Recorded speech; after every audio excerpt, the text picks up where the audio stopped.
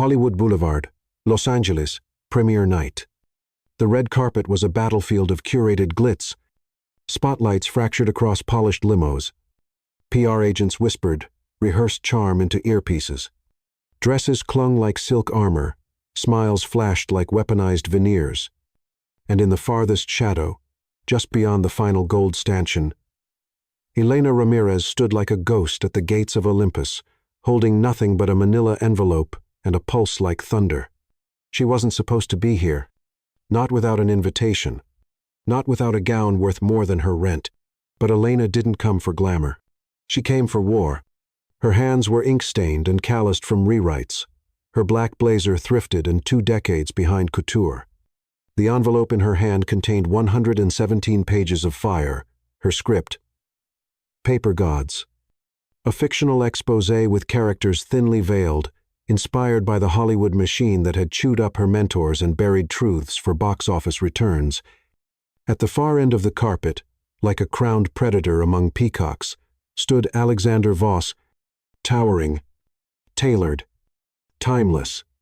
He wasn't just a studio head, he was the studio. Atlas Pictures. Billion-dollar deals inked over sushi. The man responsible for 10 out of the last 15 summer blockbusters. But his eyes, tonight, held no sparkle. Just a cool indifference honed from years of flashing bulbs and curated headlines. Elena's breath fogged in her throat. It had to be now. Before security spotted her. Before doubt swallowed her whole. She slipped past the final velvet rope, heels crunching on glitter-dusted pavement. "Elena, don't," whispered her friend Maya from behind the barrier. But Elena was already moving, heart roaring like a subway train, envelope tight in her grip. "Mr. Voss." A beat of silence. Alexander paused mid-step. Cameras stopped clicking. One PR girl choked on a macaron. His gaze swept the crowd like sonar and landed on her. "Mr. Voss," Elena said again, louder. "I have a script you buried." A ripple of confusion passed through the photographers. Then intrigue. Then hunger. Click. Click. Click. He turned. Fully this time. His face, a study in restraint, showed no irritation, just calculation. One dark brow lifted. His publicist, Victoria Lang, hissed something, but he raised a hand and stepped toward Elena. Her stomach threatened mutiny. "And you are?" he asked, voice like crushed velvet over steel. "Elena Ramirez," she said. "Screenwriter. And I wrote Paper Gods. The script your studio passed on 3 years ago, after creative differences." He looked at the envelope, then back at her. "You think accosting me at a premiere will get it read again? I think exposing a cover-up of industry abuse, especially one your studio buried, might finally get the right eyes on it." For a moment, the silence around them thickened. Flashbulbs blinked like fireflies, feeding frenzy mounting. And then, he smiled. Not warm, not kind, but interested. "Let me guess," Alexander said, taking the envelope from her hand without breaking eye contact. "You've rewritten it to make me the villain." Elena's eyes flickered. "I didn't need to rewrite anything." He laughed quiet and sharp like champagne splintering on marble. Victoria leaned in. "We need to go. The press is—" "I know," he murmured. And then, to Elena, "If this script is worth the drama, you'll get a call. If it's not, well, it's a long list of people who've screamed my name on a red carpet. Most of them never hear it again." With that, he turned and vanished into the melee of cameras, handlers, and gold-plated acclaim. Elena stood still, shaking, a little sick, a little high. She'd done it. Her friend grabbed her arm, dragging her from the carpet before security closed in. Behind them, gossip blogs were already writing headlines. "Unknown woman sparks scene with studio titan, new romance or industry scandal." In the black Uber on the way home, Elena stared at her phone, waiting. No notifications. No texts. But somewhere in the back of her mind, the words he'd said looped like a mantra. "If this script is worth the drama, you'll get a call." She leaned her head against the window, Los Angeles burning neon in reverse. She'd lit the match. Now she just had to survive the fire.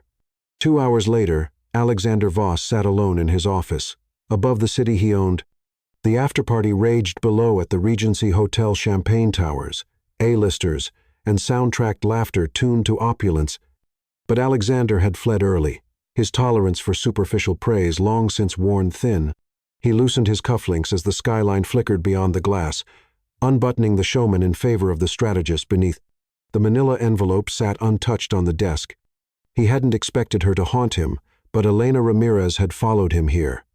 Not in person, of course, but in memory, in posture, in those wide brown eyes that didn't flinch beneath the scrutiny of power. I didn't need to rewrite anything. She'd said it like a curse. Or a confession. He poured 2 fingers of Lafroig into a crystal tumbler and finally slid the script free. No title page, no agent's number, just the raw, brutal first line. Hollywood isn't built on dreams. It's built on silence. He exhaled sharply through his nose. Ballsy.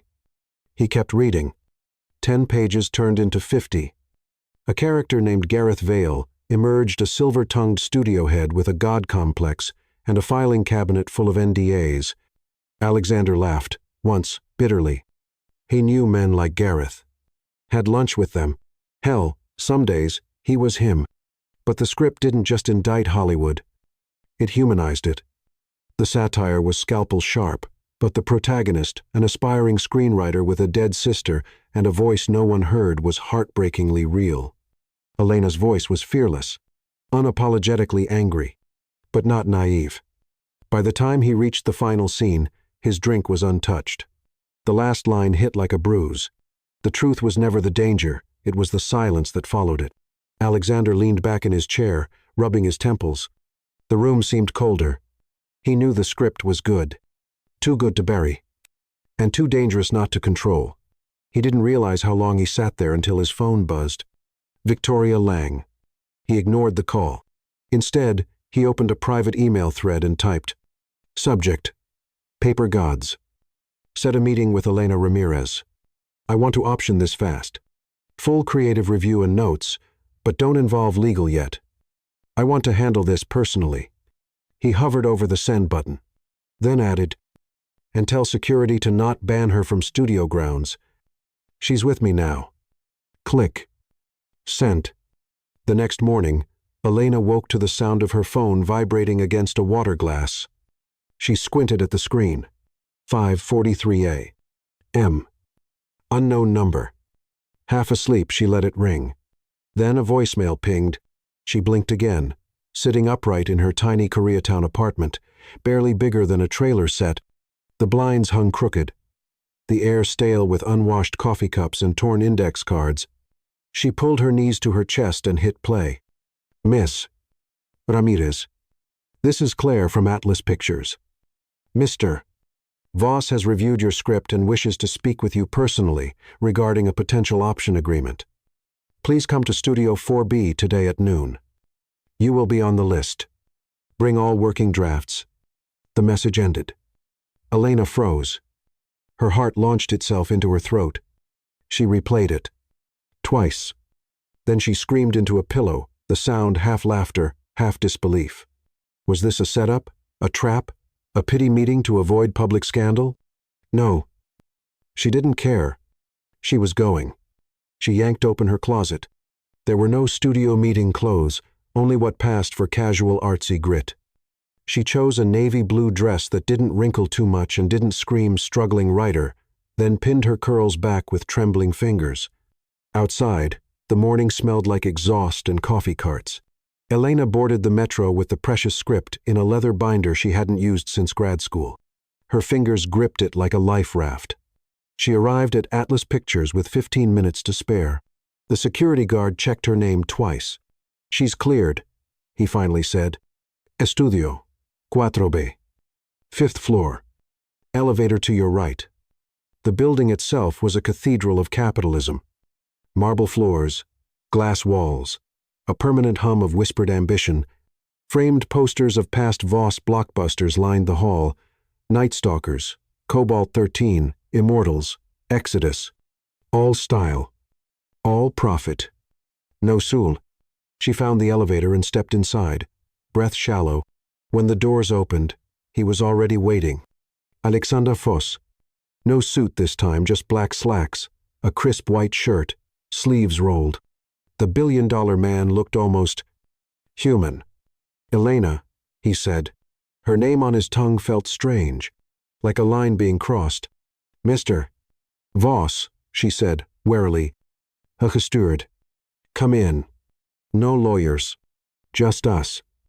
The room was smaller than she imagined. No gold statues. No giant mahogany desk. Just 2 chairs, a coffee table, and a wall of windows overlooking the city. He sat. She hesitated, then mirrored him. You read it? She asked, before she could stop herself. All of it. She waited for the pivot. Insult. Rejection. Corporate smile. Instead, he said, it's brilliant. Silence swelled between them. You buried it before, she said quietly. Your studio rejected it. I didn't read it then, he said. I was too busy selling the 5th installment of Fury Drift and renegotiating my stock options. Someone in acquisitions flagged it as a liability. Her voice cracked. And now? Now, he said slowly. I think it's a reckoning we both need. He leaned forward. But you'll need to make changes. Some characters are too close to real people. And the pacing in Act 2 drags. You have raw power but no polish. She stiffened. You want to clean it up until it's safe. No, he said. I want to help you make it lethal. Something shifted then. In the way he looked at her, not as a liability or a risk, but as a mirror, someone who'd lived with too much silence, and finally was ready to listen. Chapter 2, Dangerous Inc. Atlas Pictures. Private studio conference room. The first thing Elena noticed about the studio boardroom wasn't its sleek glass table or the mid-century chairs imported from Denmark. It was the view Los Angeles sprawling in blurred gradients beyond a pane of sky-thick glass, like the city was a film set itself, waiting for someone to yell action. Across from her, Alexander Voss clicked a Mont Blanc pen once, then twice. A rhythm. Nervous, maybe. Hors habitual. But his gaze didn't waver as he read line 43 of her screenplay for the 3rd time. Power doesn't corrupt. It clarifies who's been corrupt all along. He let the silence marinate, then said, That's either brilliant or dangerous. Elena crossed her arms. It's honest. He smiled faintly, tapping the page. Same thing in this town. The door creaked open. An assistant entered espresso for him. Green tea for her. Alexander barely nodded. Elena muttered a thank you, her throat dry but too proud to show it. The room smelled faintly of cedarwood and ambition. Act 2, he said, sliding the script forward, has heart.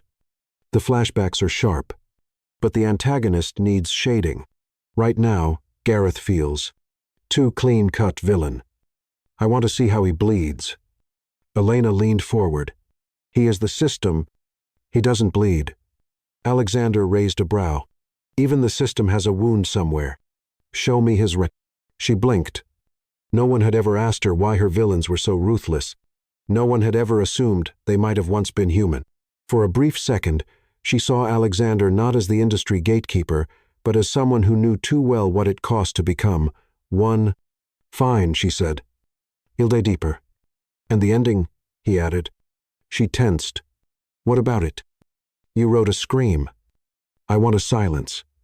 Something that leaves the audience unsure if the heroine won or just survived. Elena stared at him. He wasn't sanitizing. He wasn't diluting. He was shaping the edges dangerously, delicately without dulling the blade. And that terrified her. The rest of the afternoon dissolved into revisions. Sticky notes littered the table like battle flags, dialogue cuts, character motivations, scene reconstructions. Alexander moved with surgical precision, dissecting themes with the mind of a tactician and the heart of a filmmaker he rarely let people see. At one point, she noticed his fingers stained faintly with black ink. Not stylized. Not deliberate. Just human. He still wrote things by hand. So did she. You ever write your own scripts? Elena asked, needing the silence to end. He didn't look up. Used to. Years ago. Indie stuff. Before Atlas. What happened? He paused. A shadow flickered across his face. Hollywood happened. The words landed like a shard of glass. She swallowed the next question, sensing she wasn't meant to pry. But he surprised her. There was one I wrote in my 20s, about a jazz musician who loses his hearing. Got into Sundance. A studio offered me a remake deal. They rewrote it, added a love triangle and a car chase. I cashed the check and never wrote again. His voice was matter-of-fact, but the bitterness curled at the edges like old paper. I saw that movie, she murmured. It was loud. He chuckled once. Yeah. It was. Their eyes met, and for a second, something unspoken passed between them. Not flirtation. Recognition. That evening, Alexander stood alone on the rooftop of his Beverly Hills estate. Below, the pool shimmered like a sapphire wound. His home, minimalist and vast, felt emptier than usual. The script pages were spread out on a teak table, weighted by a wine bottle. He scanned a section Elena rewrote that afternoon, pencil in hand, breath-catching. She had evolved it. Not just edited, but elevated. There was something electric about her language, rage braided into poetry. She hadn't just lived through hardship, she translated it into structure. She knew silence not as a concept, but as a wound. And maybe, just maybe, she saw his wounds too. He didn't like that. Didn't like how quickly her voice had infiltrated his thoughts, or how the faint scent of her bergamot and ink still clung to his jacket from their proximity. He took a sip of wine and told himself this was business. Strictly business. Then he remembered the way she bit her lip when she thought too long, and that lie shattered like glass. Across town, Elena sat on her fire escape with a slice of reheated pizza and a printout of her revised outline. The city hummed around her sirens in the distance, laughter echoing from a neighbor's open window. Her fingers were sore from scribbling notes. Her chest sore from something else. Excitement, panic, the terrifying intoxication of finally being seen. Alexander Voss was a man carved from glass and steel, but there were cracks. Small ones. Enough to show the shadow behind the power. And she'd seen it. She'd felt it. But she couldn't afford to fall for a billionaire wrapped in regret. That story never ended well. Still, when her phone buzzed at midnight, and his name lit up the screen, Voss, her heart did something traitorous. She let it ring once. Twice. Then picked up. Still awake? He asked. I'm a writer, she said. We don't sleep. He laughed softly. I was rereading the dinner scene. It's good. But I think we can cut the monologue and let the silence do the work. She nodded, even though he couldn't see. All right, she said, smiling despite herself. Let's cut the monologue. A beat. Elena? Yeah? You were right, he said. It's not a clean story, but it might be the right one. She pressed her lips together, blinking into the dark. Then let's get it right, she whispered. 2 weeks later, Atlas Pictures, private writer's lounge. The room smelled of aged leather and citrus oil. Framed stills from old noir classics, Double Indemnity, Sunset Boulevard lined the walls, ghosts of Hollywood's golden age watching from every corner. Elena sat cross-legged on a weathered velvet couch, a mechanical pencil between her teeth and her MacBook balancing precariously on one thigh. Across from her, Alexander Voss leaned against the bar counter, sipping espresso like it might keep him grounded. They had fallen into a rhythm. Afternoons blurred into nights of collaborative combat. She brought fire. He brought structure. He cut lines with ruthless elegance. She pushed back with wild sincerity. Their script became a living thing between them, volatile, intimate, beautiful. But something else had grown too. Space that once crackled with professional tension had softened its. Laughter crept in. Glances lingered too long. They no longer argued across the table. They leaned toward each other. The room had narrowed to a bubble, and outside that bubble waited vultures in high heels and tailored lies. Elena reached over and snagged a chocolate-covered almond from the snack tray. So, Gareth's new backstory, former screenwriter turned executive, was that, you? Alexander Schmierkid. Wasn't subtle, was it? Painfully autobiographical, she teased. Maybe he should smoke cigars and ruin young artists while sipping $16 lattes. He drinks whiskey and signs NDAs. Thank you very much. She laughed, genuine and unguarded, and he looked at her for a second too long. He didn't speak. Didn't need to. The moment said enough, until the door opened. Victoria Lang entered like a storm in heels. Today she wore crimson. Lips, blazer, even her nails the color of fresh blood on white carpet. Her presence changed the oxygen. "Elena," Victoria said, voice coated in civility so sharp it cut. "Thought you were just on script duty." "I am," Elena replied, sitting straighter. "And we're on deadline." Victoria's gaze flicked to Alexander. "Which is why I'm here. We need to talk privately." Alexander didn't move. "We're working, Victoria." She smiled, tight and strategic. "It's about press optics. You're getting too close. People are asking questions." Elena stood. "You know what? I'll step out." "No," Alexander said, firmly. "Stay." His tone was final, and Victoria flinched just slightly. But she didn't retreat. Instead, she turned to Elena with the precision of a scalpel. "You know how these things look, don't you?" she asked, tone syrupy. An unproduced writer suddenly in intimate collaboration with a billionaire studio head. No reps, no clearance. A little suspicious, don't you think? Elena flushed. "My work earned this, not favors." "Oh, honey, talent only matters when it's useful. Narrative is what sells." Alexander stepped forward. "That's enough." Victoria tilted her head. "I'm protecting your reputation. Or have you forgotten what happened with the last indie genius you tried to save?" A cold silence fell. Elena didn't know what Victoria meant, but Alexander's jaw tightened, his whole posture shifting, like a man stabbed where no one could see. "That was different," he said quietly. "Was it?" Victoria's smile sharpened. "History says otherwise." Without another word, she turned on her stilettos and vanished. The door clicked shut behind her. For a long time neither spoke. Then Alexander said, without looking at her, "She doesn't get to dictate this." "She is your publicist," Elena said. "And she's not wrong. We're being watched." He looked up. "Do you want to stop?" The question hung like a trap door. She didn't answer. "Not right away.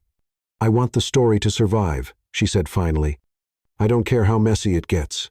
But I won't be a scandal headline." He nodded. "I'll protect you," he said, not as a promise but a vow. And for the first time, she believed him. Later that night, Elena wandered through the backlot alone. Sets stood like skeletons of forgotten dreams, diner facades, courthouse steps, fake gas stations with rubber pumps. A makeshift rain machine still dripped near a lamppost. Everything here was a lie meant to feel real. She stopped in front of a mural painted on a soundstage wall, an old black and white of Judy Garland laughing between takes. "You still smiling?" Elena whispered. She felt ridiculous, until she heard footsteps behind her. She turned. Alexander stood there, hands in his pockets, sleeves rolled. "You okay?" he asked. "Yeah," she said. "Just needed quiet." He walked beside her. "You're not wrong to be angry at her. Or at me." "I'm not angry," she said. "I'm scared." He paused. "Of what?" She swallowed. "That if I fall for you, the story won't survive." The words stunned them both into silence.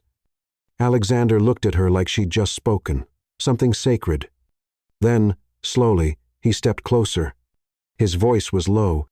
"What if the story is better because we fell?" Their eyes locked. "No paparazzi. No scripts. Just truth."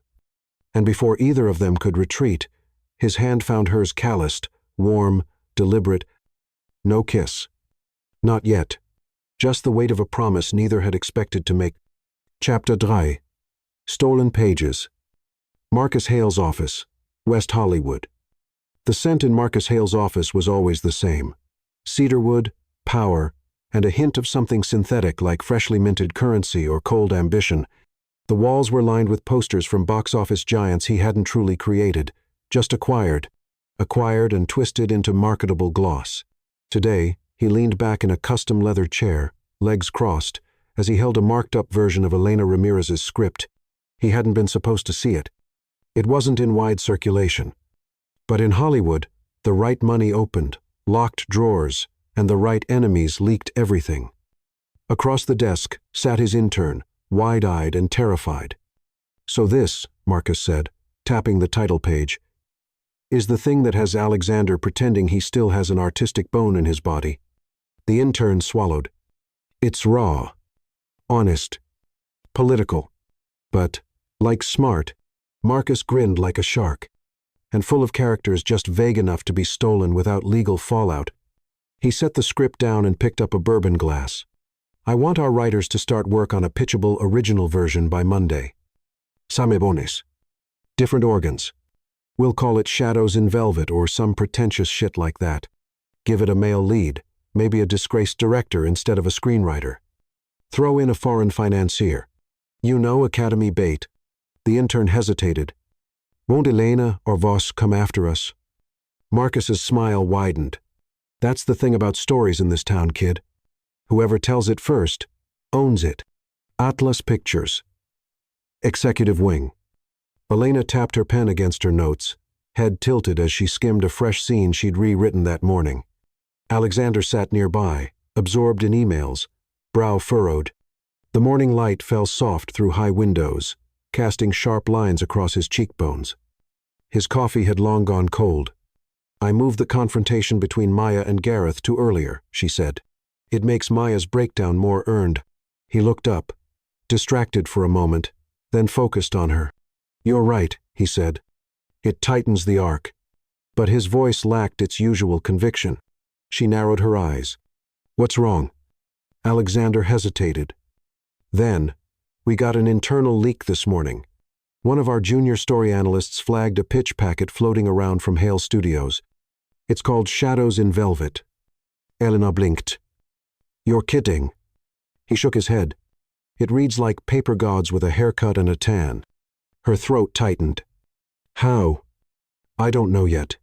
But someone gave them access to one of your early drafts." She felt her blood rise, hot and nauseous.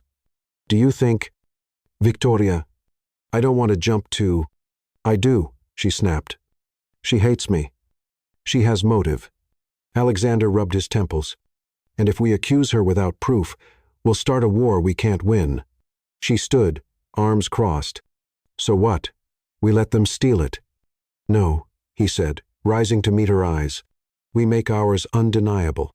We make it so honest, so precise, they can't touch it." "But what if we're too late?" she whispered.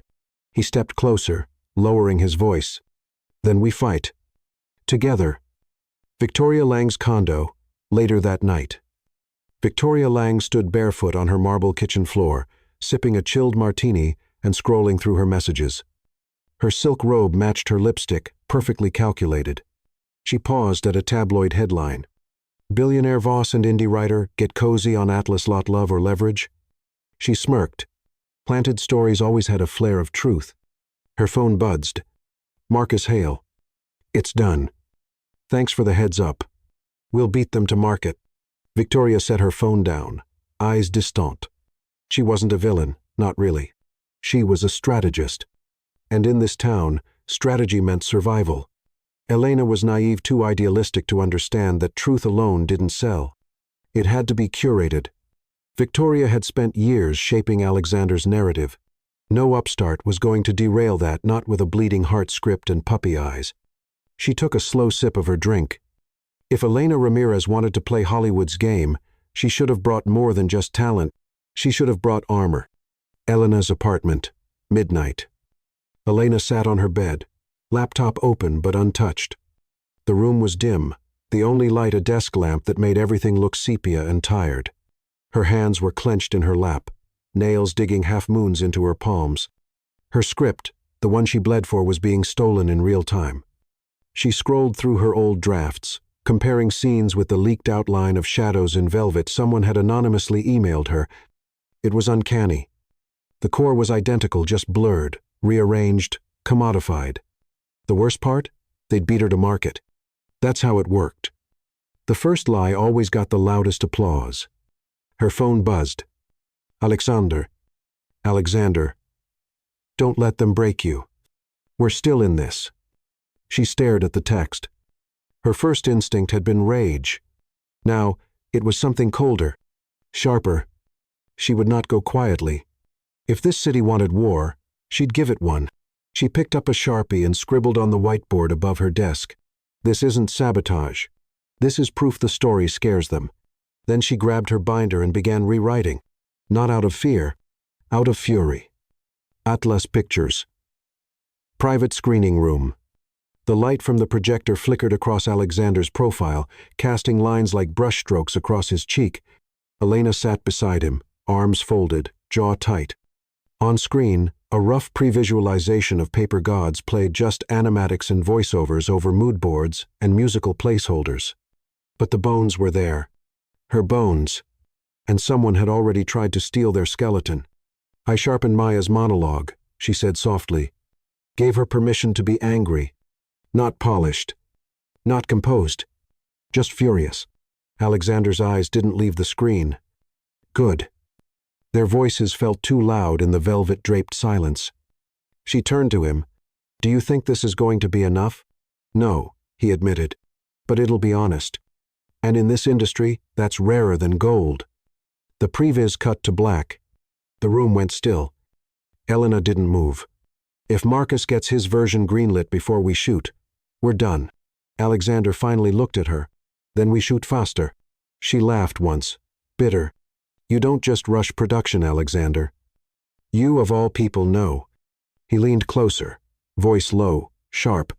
I know that I own 2 backlots, a post house in Burbank, and half the union's loyalty. I know what favors cost, and I'm willing to spend them. The intensity in his gaze stole her breath. I'm not letting them erase you, he added, softer. Her chest tightened. No one had ever fought for her like that. Not her exes. Not her mentors. Certainly not the studios that ghosted her.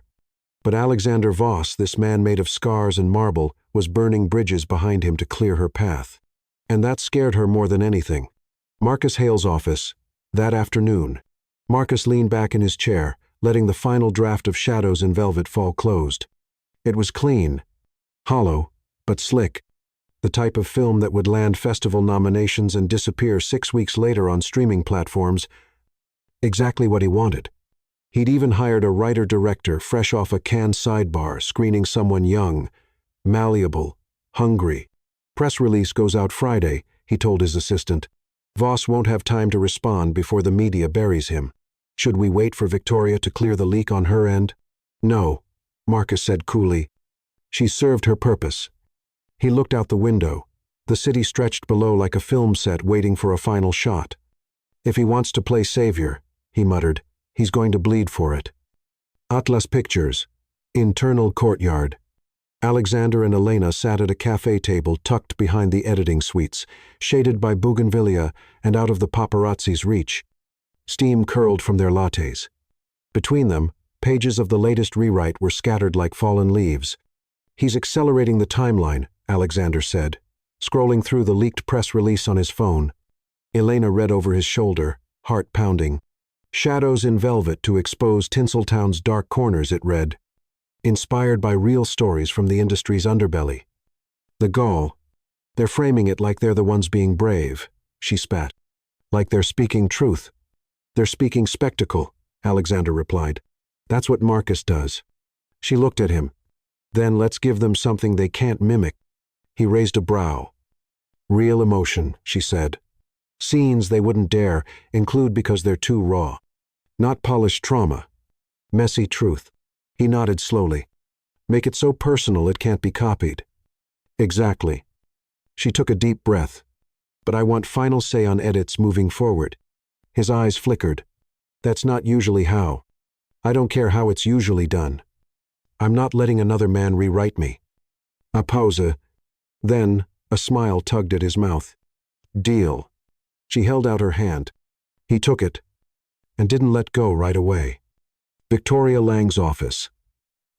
Same day. The tap of her heels against marble had always been her battle drum.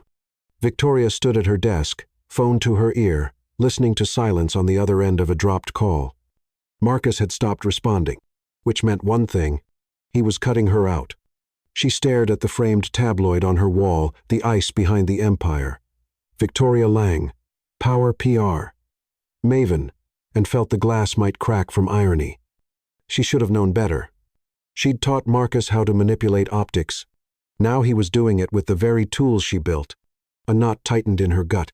She'd meant to destabilize Elena, not invite a full-blown war.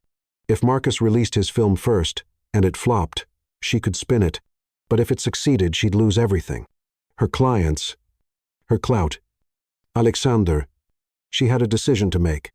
Loyalty or legacy? Later that night, Elena's apartment. The first raindrops of autumn tapped against the window. Elena sat on the floor, surrounded by candles, notes, and scripts. In front of her, the new final scene, the rewrite that would make paper gods undeniably hers. She scribbled, "You can silence a woman, but not her echo." She stared at it, then crossed it out. "Too net." She wrote again, "We told the truth. Now we watch who dares to listen." This time, she underlined it. She felt her phone buzz beside her. Another text. "Alexander. Production window cleared. Cameras roll in Arton days."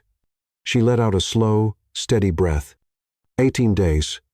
To prove she was not just another Hollywood casualty, but a story no one could silence. Chapter 4. Exposure.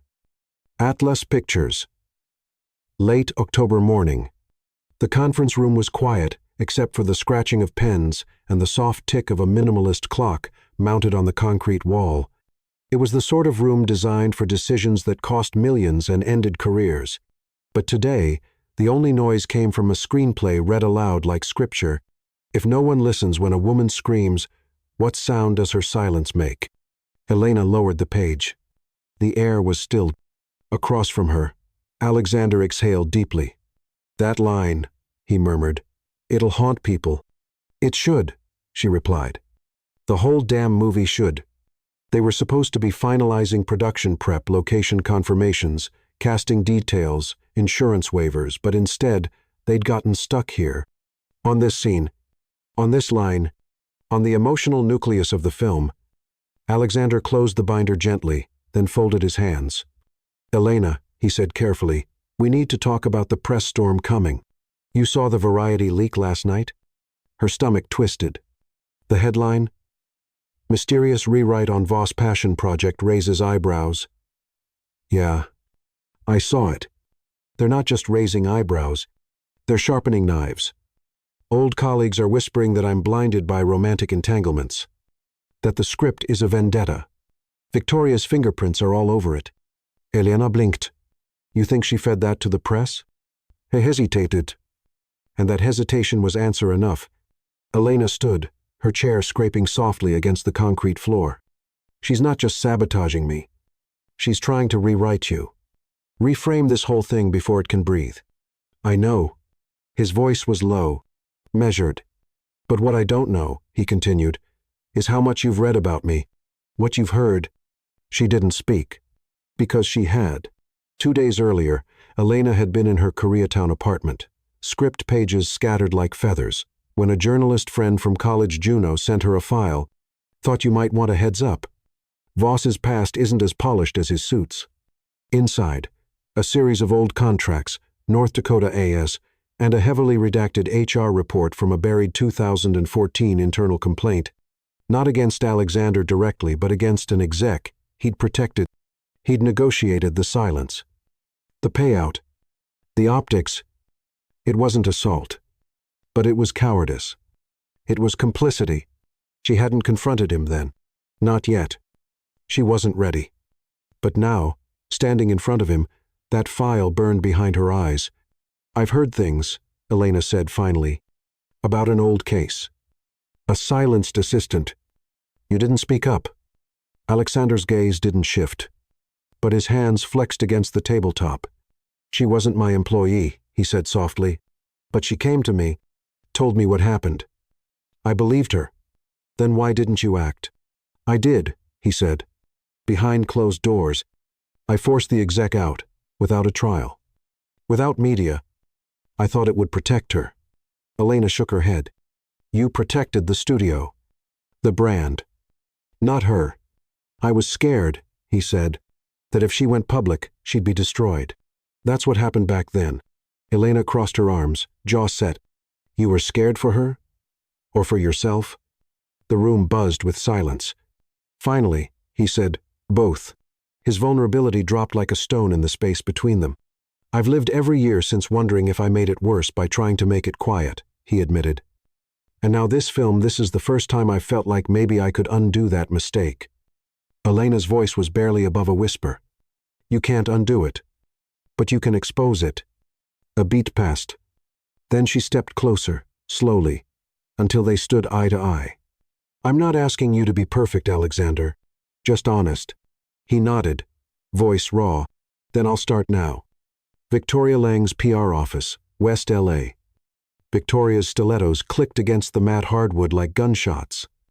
Her assistant followed nervously, holding a stack of printouts. The blogs are building the narrative, the assistant said. Romantic manipulation. Conflict of interest. Whisper campaigns about Elena's credibility. Good, Victoria said. Keep it vague, salacious, and ethically untraceable. But if it backfires, it won't, she snapped. The public loves a scandal more than the truth. If we control the tone now, we'll define the aftermath.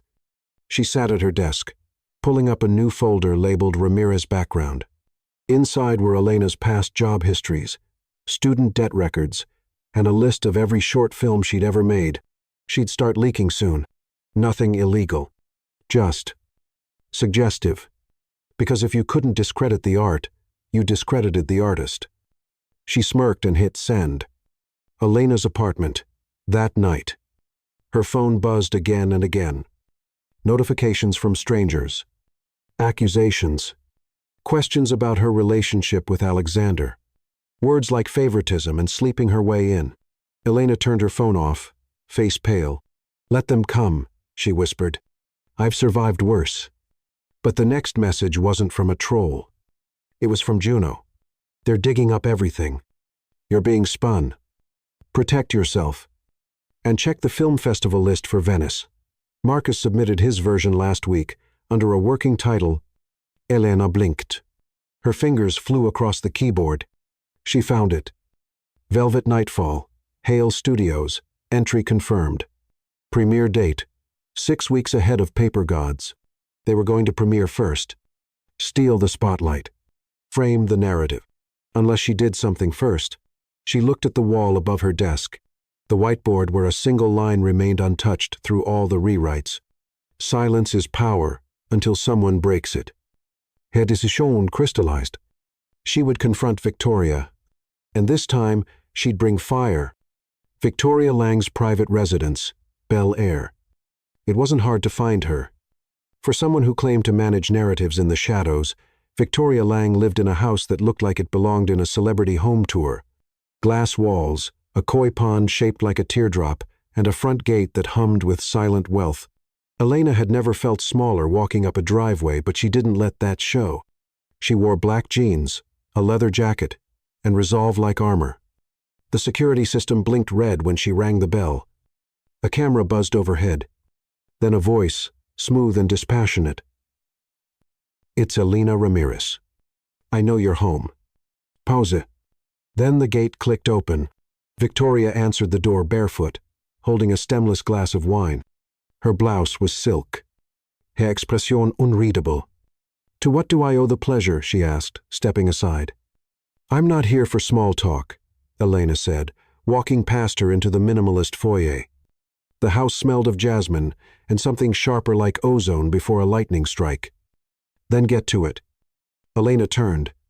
You leaked my drafts to Marcus. You poisoned the press with whispers about me, and you weaponized Alexander's past against both of us. Victoria took a slow sip of wine. I did what I had to do to protect someone I've managed for a decade, she replied. Alexander is impulsive when he's romantic. You're a disruption. A liability. You lit a match under the empire I helped build. You built a cage, Elena snapped. one that chokes voices you can't control. Victoria's smile didn't reach her eyes. I control stories, Miss Ramirez. Not because I silence them, but because I understand their timing. Elena stepped forward, fury coiling in her throat. You buried a victim's story to save a brand. And now you're trying to bury mine. But I've got nothing left to lose. Victoria's face finally cracked. Don't be naive. You're all playing the same game. You just think yours is more noble because you're broke and angry. I'm not playing, Elena said. I'm telling the truth. And who do you think will believe you? Victoria asked, her voice almost pitying. Me, with a decade of access and narrative loyalty, or you, an ambitious screenwriter with no industry backing and a very public relationship with the man you claim exploited you? A long silence. Then Elena pulled something from her bag, a small recorder. She pressed play. Victoria's voice, from an earlier leaked voicemail to Marcus. It's clean. They won't trace it to us. But you owe me the Venice spot, Marcus. The audio echoed in the foyer. Victoria's eyes flickered. Just once. You recorded? No, Elena said. Someone else did. And they trusted me with it.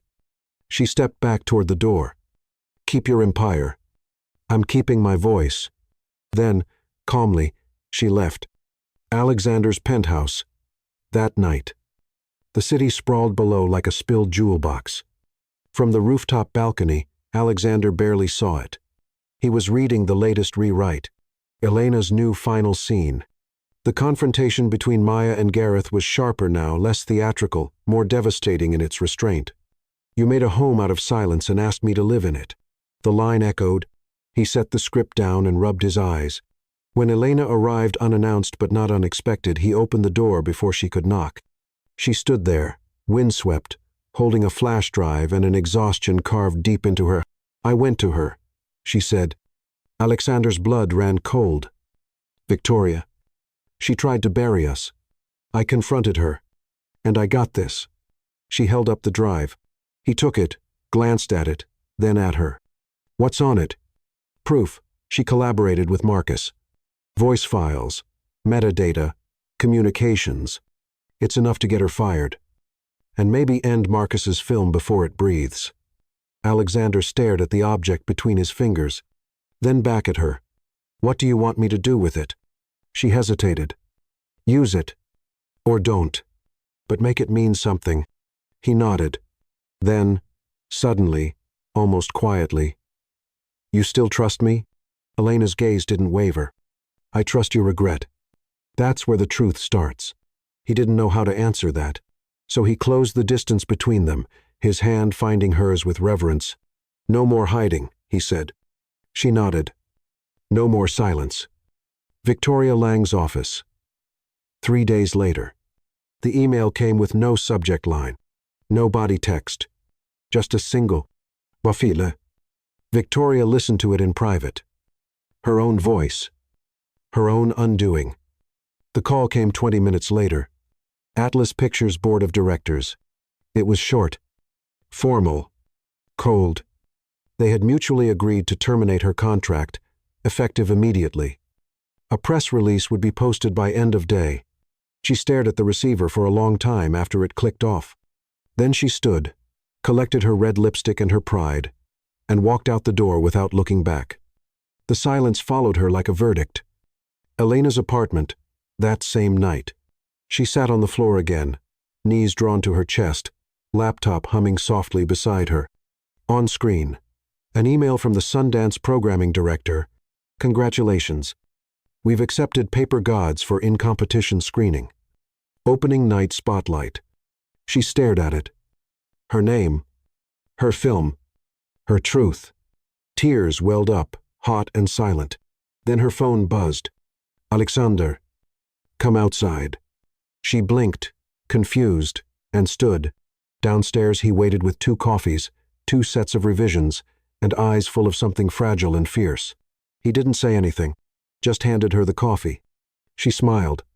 I think, she said, we just survived Act 2. He grinned.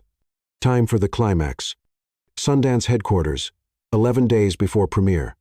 The email arrived under the subject line. Urgent. Conflicted material.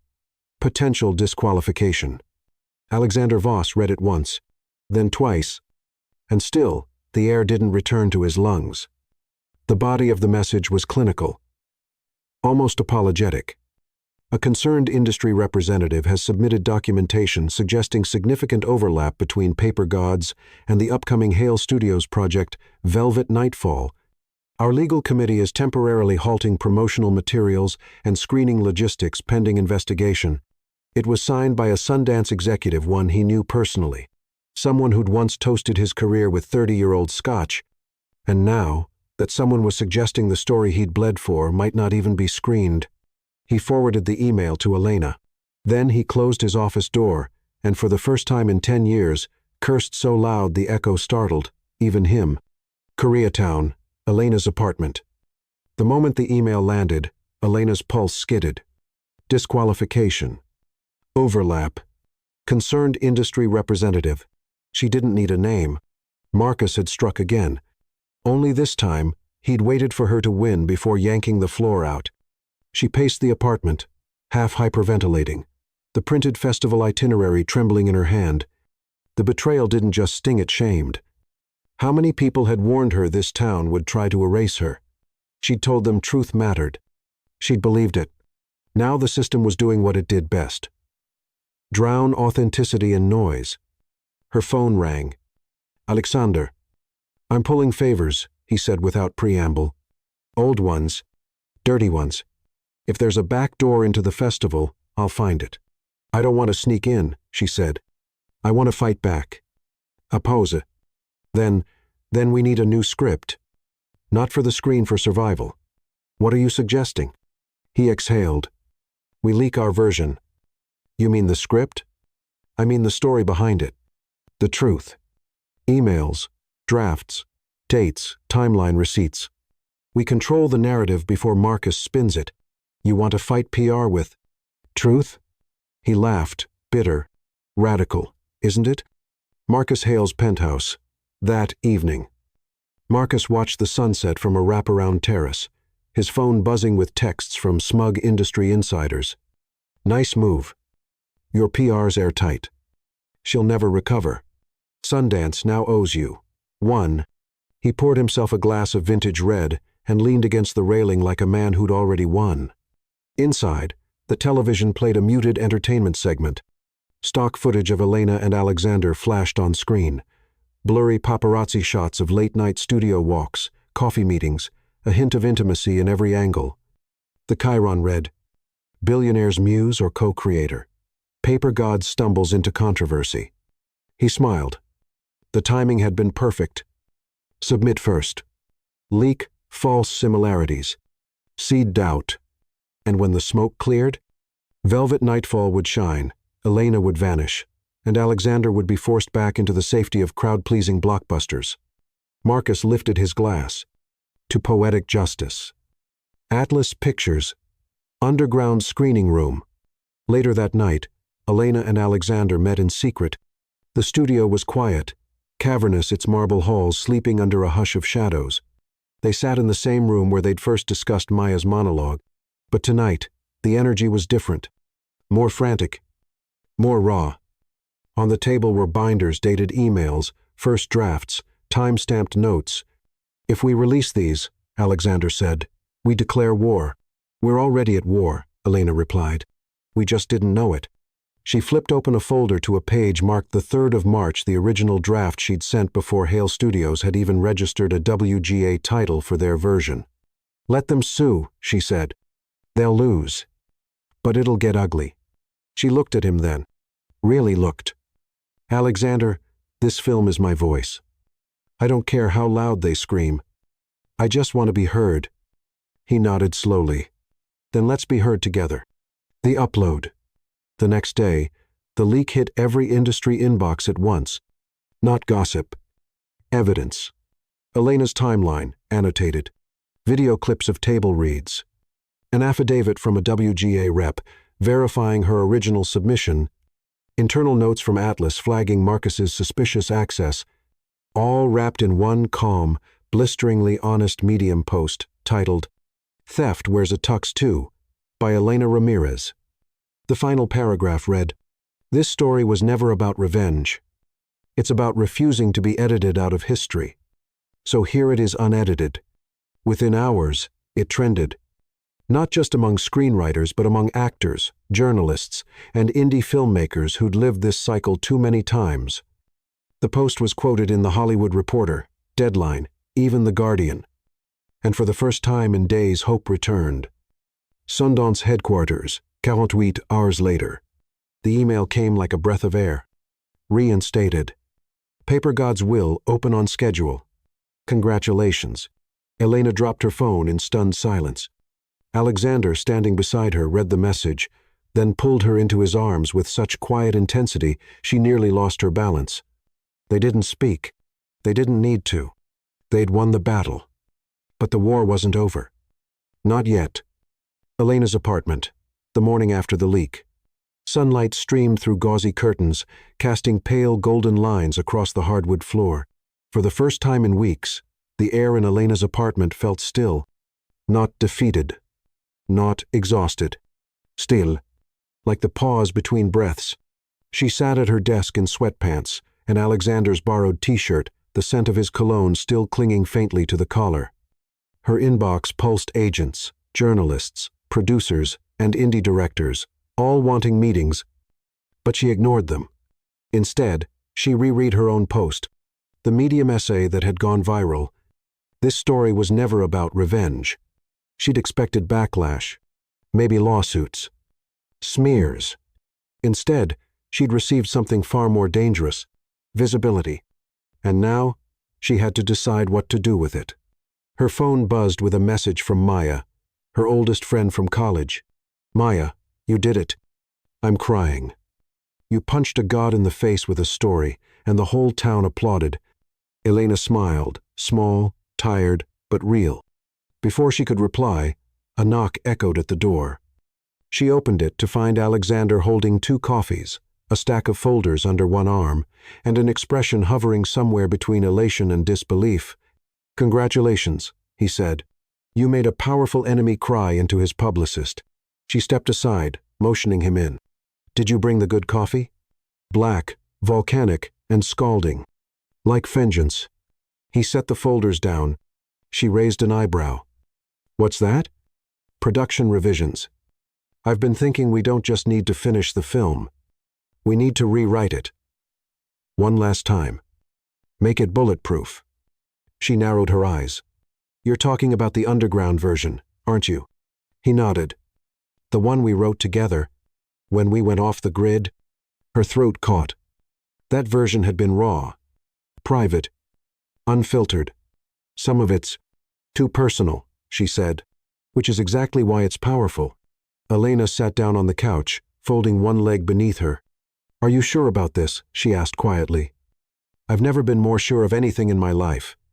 She looked up at him, and for the first time, she saw not the mogul or the strategist, but the artist, the man she'd fallen for. Without another word, she pulled out her own copy of the underground draft. They sat together for hours, rewriting, sculpting, daring. And this time, there were no filters. No notes from PR. No compromises. Only truth. Marcus Hale's studio. Private boardroom. "Pull the campaign," Marcus said, his voice razor-thin. The marketing director blinked. "Sir?" I said, "Pull the fucking campaign." "But Velvet Nightfall is locked. We've already sent screeners to international press." Marcus stood so fast his chair toppled. "They don't care about Velvet Nightfall anymore." He spat. "They care about the girl who exposed the system, and the man who let her." The room went silent. He grabbed the remote and flicked on the wall-mounted screen. A new article blinked into view. From Scandal to Spotlight. How Paper Gods Became the Movie Hollywood Couldn't Kill. Vanity Fair. A still from the leaked version flashed behind the headline Elena, her eyes brimming with unshed rage, in a scene Marcus hadn't seen before. Because it hadn't existed in the draft, he stole. They'd rewritten the entire third act. They'd rewritten him out of history. Atlas Pictures. Studio C. Late night. The editing bay was dark, except for the glow of monitors. The final cut of Paper Gods played on loop. The score, newly composed, somber and defiant, sank into the walls like memory. Elena and Alexander sat on opposite ends of the couch, shoulders touching lightly. The last scene faded to black. Neither of them moved. "You know," she said, "this ending, it's not clean." "No," he agreed. "But it's honest." She turned to him. "Are we ready for what comes next?" He didn't speak. Instead, he reached into his coat pocket and pulled out a small, weathered notebook. He handed it to her. She opened it. Inside, Alexander's old notes from the indie jazz film he'd once written, the one he'd sold, then buried. The margins were full of scribbles. Passion. Regret. Potential. "I want us to co-write the next one," he said softly. "Not because I need to protect you, but because I believe in you, and I miss who I used to be when I wrote with heart." Elena ran her fingers over the pages. "Then let's make it messy," she whispered. "Let's make it real." Paparazzi footage, 3 days later. A grainy video circulated online. Elena and Alexander leaving a backlot screening arm in arm, not ducking, not hiding, smiling. The caption read, "Power couple or artistic rebellion?" Paper Gods creators walk into history. For once, no one added spin. The image said everything. Two people, battle-worn and burning, still walking forward, together. Chapter 6, Writing in the Dark. Big Sur, Northern California, coastal cabin retreat. Mist hung low over the cliffs like a curtain that refused to rise. Below, waves crashed with the rhythm of an angry heartbeat, cutting against jagged rock. It was as if nature itself mirrored the emotional wreckage Elena and Alexander carried with them. They'd driven up the coast in silence, past the sprawl of Los Angeles, past the last roadside diners and billboards promising immaculate views and guilt-free burgers. By the time they reached the cedar-shingled cabin nestled in a thicket of cypress trees, their phones were off, reception gone, and the world behind them. Isolation had never felt more necessary. Elena stood on the cabin's back deck, a steaming mug of coffee in her hands. The fog pressed against the glass rail like a secret trying to get in. She hadn't written a word in 3 days. The screenplay was finished publicly, at least. Paper Gods was locked for screening, but the part of her that once screamed through every keystroke felt still, suspended. Behind her, Alexander stepped out barefoot, hair mussed, his face softer than the versions he wore in conference rooms and red carpet photos. Out here, he looked like a man with no armor, just skin and scar. "You slept?" he asked. "A little," she replied. He handed her a blanket and leaned against the railing beside her. "Every time I finish a project," she said, "there's this silence. Not peace. Just the echo of what's gone." Alexander didn't speak for a moment. Then, "I remember that silence. I used to fill it with noise. Deals. Distractions. I never sat still long enough to hear it." Elena glanced at him. "And now? Now I think I want to know what it's trying to say." That evening, inside the cabin. The fire crackled low in the stone hearth. Not loud, just steady. Alexander sat cross-legged on a floor pillow, notebook open, pen dancing as he sketched character arcs. Elena paced the floor barefoot, reading lines aloud from memory. Her voice, though quiet, filled the cabin like a spell. "We could start again," she said suddenly. "Not a sequel. Something else. Something new." "About," she stopped, frowning. "About?" he asked. "Two people in exile, who thought leaving the noise would make them whole. But in the quiet, they find they're still broken.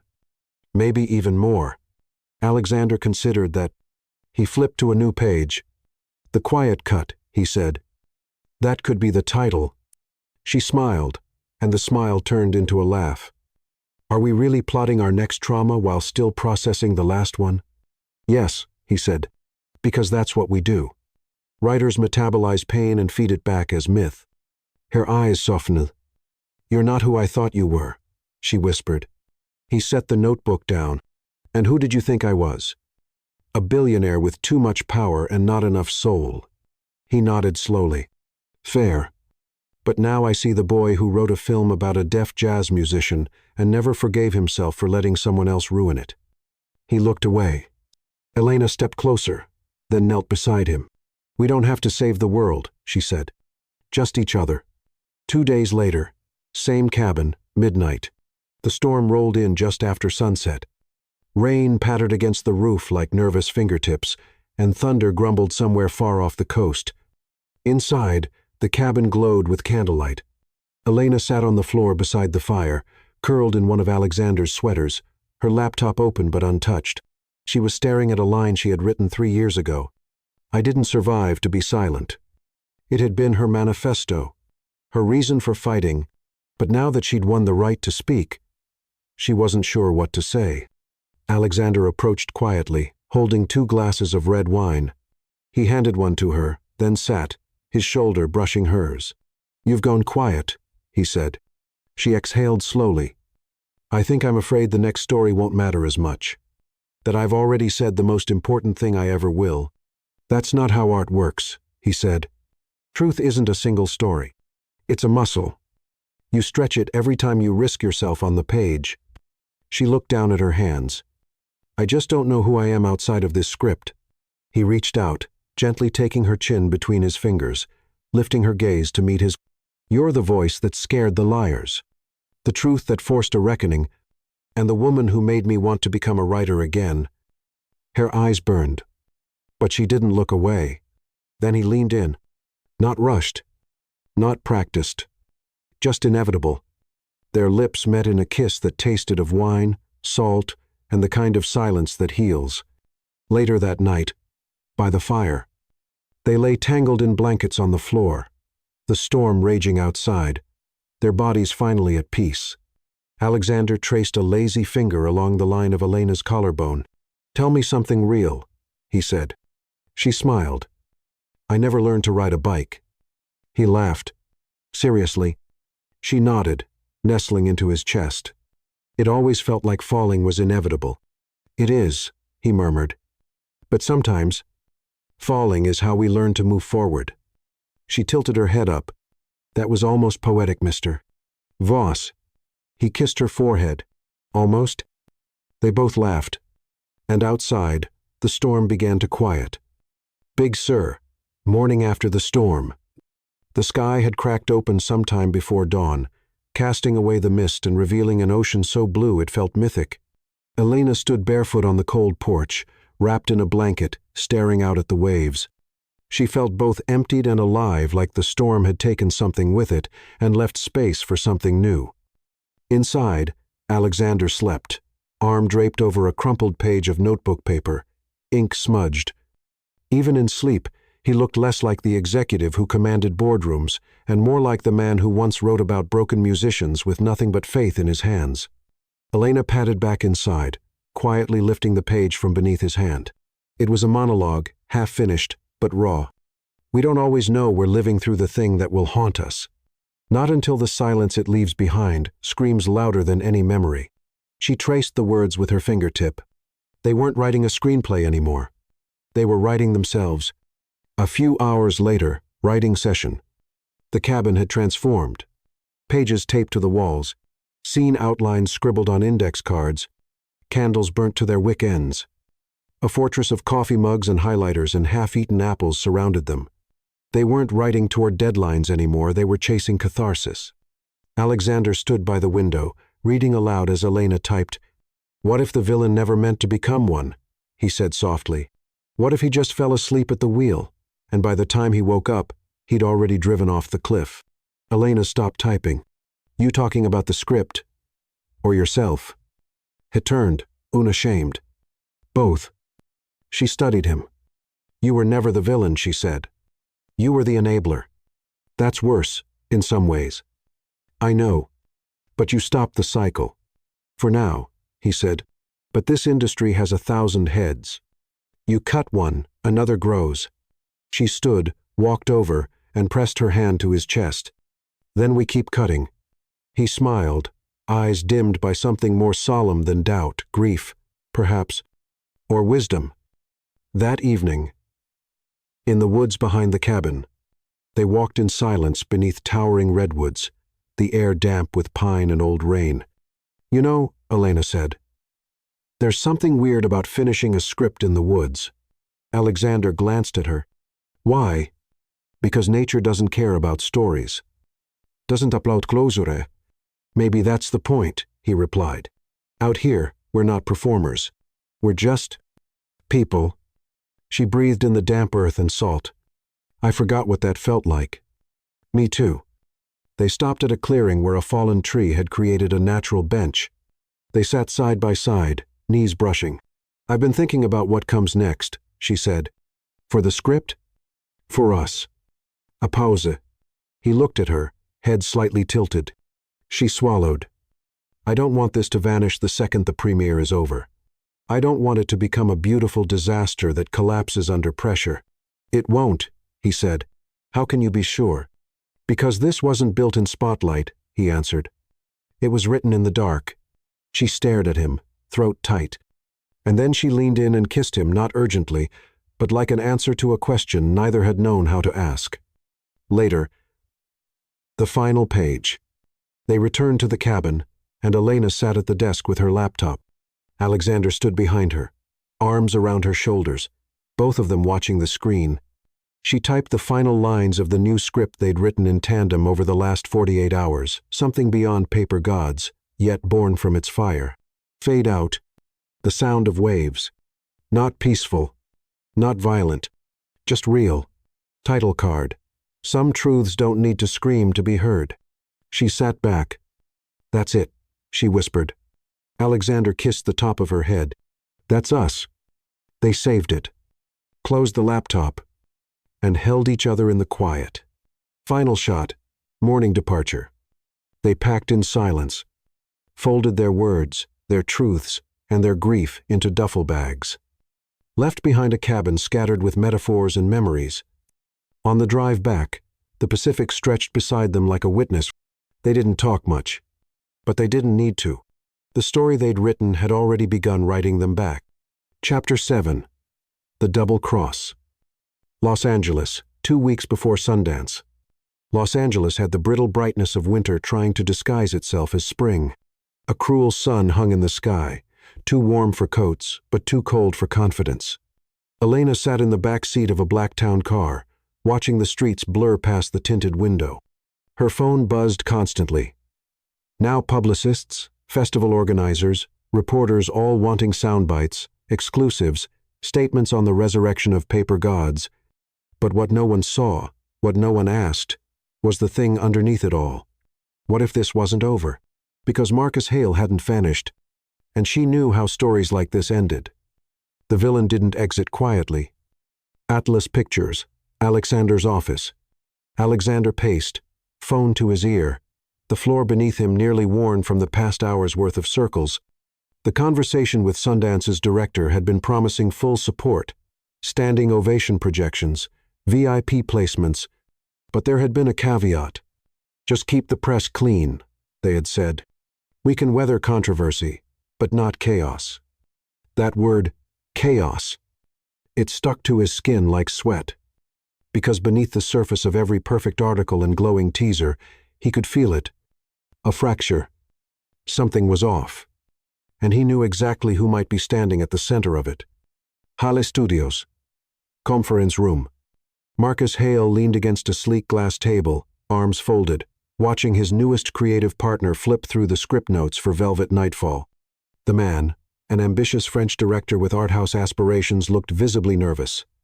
"Some of this feels close to the Ramirez project," the director said. "Won't people notice?" Marcus smiled, predator calm. "They might, but they'll notice the budget more. And the cast. And the ad spend. People forget where ideas come from when they're packaged in elegance." The director hesitated. "But what if the leak turns against us?" Marcus turned to a small side monitor, where an encrypted chat log blinked with a message. From Vlang Private 88.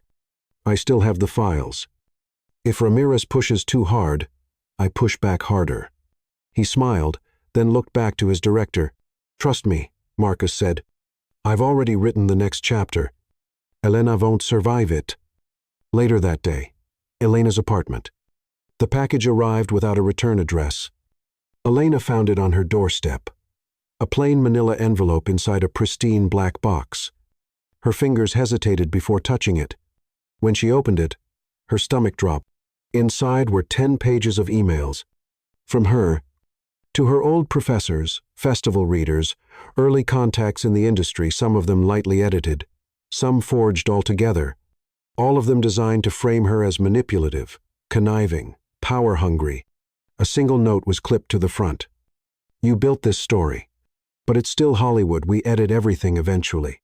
M.H." She sat down, heart slamming like a war drum in her chest. They weren't just trying to silence her. They were trying to erase her. And if they couldn't do it legally, they'd do it through character assassination. She picked up her phone and dialed. Alexander's office. He answered before the first ring ended. "They're going to destroy me," she said. "They have emails, doctored ones. They're going to spin me as the villain. Say I manipulated you. Used the story for fame." Alexander didn't hesitate. "Let them try," he said. "We've kept the ace hidden long enough." She paused. "You mean?" "Yes. The drive. The backups. The real emails. The edits. The tracked changes. The audio from Victoria, the date-stamped rewrites.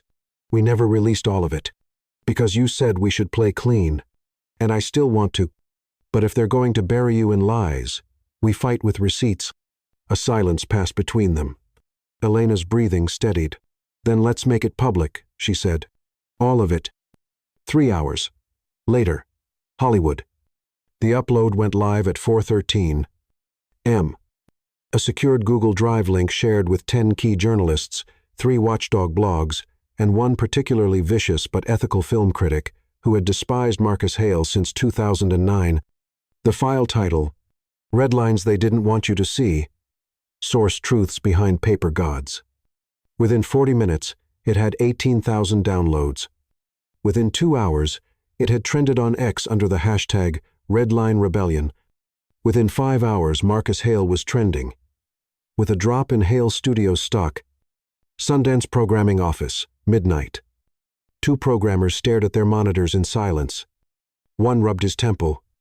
The other scrolled through the screenshots of the leaked materials, eyebrows lifting with every click. She was telling the truth. One finally said, "Every word." And he still tried to frame her. The other replied, "Jesus." They looked at each other, then at the festival schedule, then at the new banner being designed for opening night. Opening spotlight. Paper Gods by Elena Ramirez and Alexander Voss. A film Hollywood couldn't kill. Marcus Hale's office, 217A6. M. The room was dark. Empty. The script for Velvet Nightfall sat untouched on the desk, its cover curling in the heat of an untended lamp. The studio's legal team had gone quiet. Investors weren't returning calls. And Marcus stared out the window with a glass of whiskey that tasted like failure.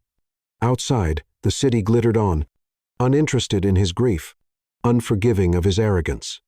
And somewhere in that sprawl, a truth he couldn't control was writing him out. Downtown L.A., the Writers Guild Theater, private meeting room. The smell of old velvet, coffee, and ambition filled the air. Elena sat at the edge of a long oak table, her notebook in front of her, fingers idle, restless. The space had once hosted late-night script readings and panels with legends. Tonight, it was a war room.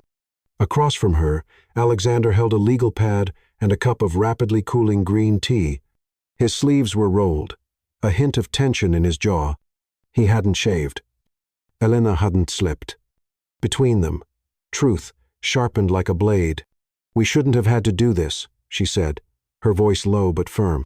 "No," Alexander agreed. "But it's the only reason we're still standing." They'd just left a closed-door session with WGA officials, having presented their compiled evidence audio files, time-stamped drafts, internal comms from former Hale Studios staff. It was airtight.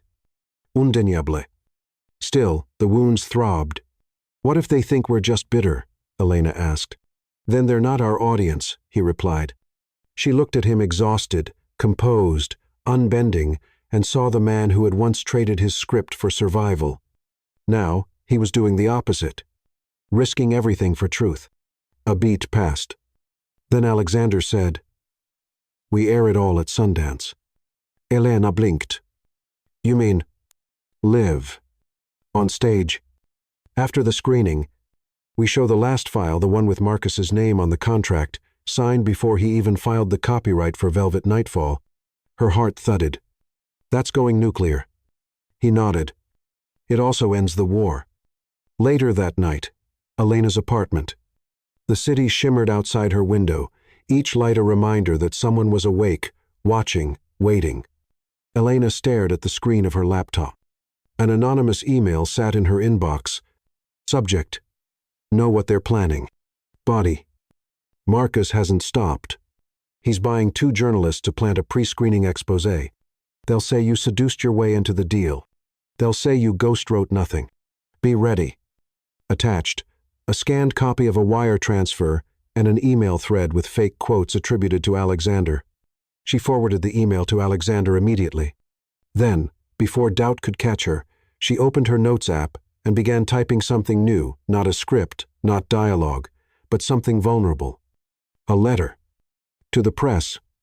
To the audience. To anyone still listening. Email draft.